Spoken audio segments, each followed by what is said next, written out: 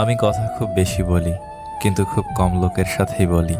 মন যখন দুঃখী হয় তখন জীবনটাকে বোঝা বলে মনে হয়। লোকে আমায় জিজ্ঞেস করে, তুমি এত খুশি থাকো কেমন করে?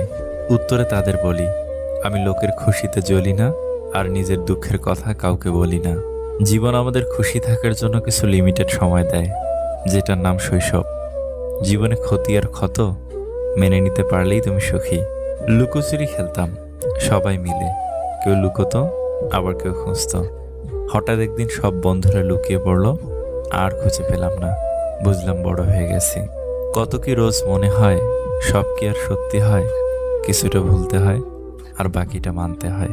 কেউ অজুহাত দেখিয়ে যদি তোমায় ভুলে থাকতে পারে, তাহলে তুমি ব্যস্ততা মেনে নিয়ে কেন ভালো থাকতে পারবে না? নারী বিক্রি হলে সে বেশ্যা হয়ে যায়, আর পণ নিয়ে পুরুষ বিক্রি হলে সে জামাই হয়ে যায়। কি অদ্ভুত, তাই না? খুব জানতে ইচ্ছে করে, এত পথ থাকতেই মানুষ কেন নিজের বরবাদ হওয়ার জন্য বা অপরকে বরবাদ করার জন্য শুধু ভালোবাসার পথকেই বেছে নেয়। যাদের চরিত্র খারাপ তাদের কপালে ভালো মেয়ে জোটে।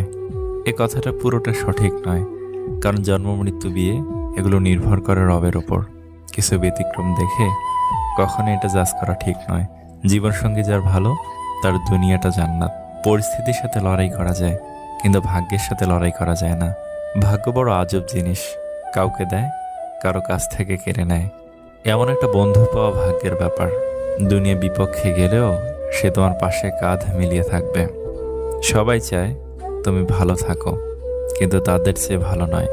তোমার সম্পর্কে তোমার অবর্তমানে তারা তোমাকে যা কিছু বলে, তা জানলে তুমি হয়তো অনেক মানুষের সাথে ওঠা বসা হাসা বাদ দিয়ে দিতে।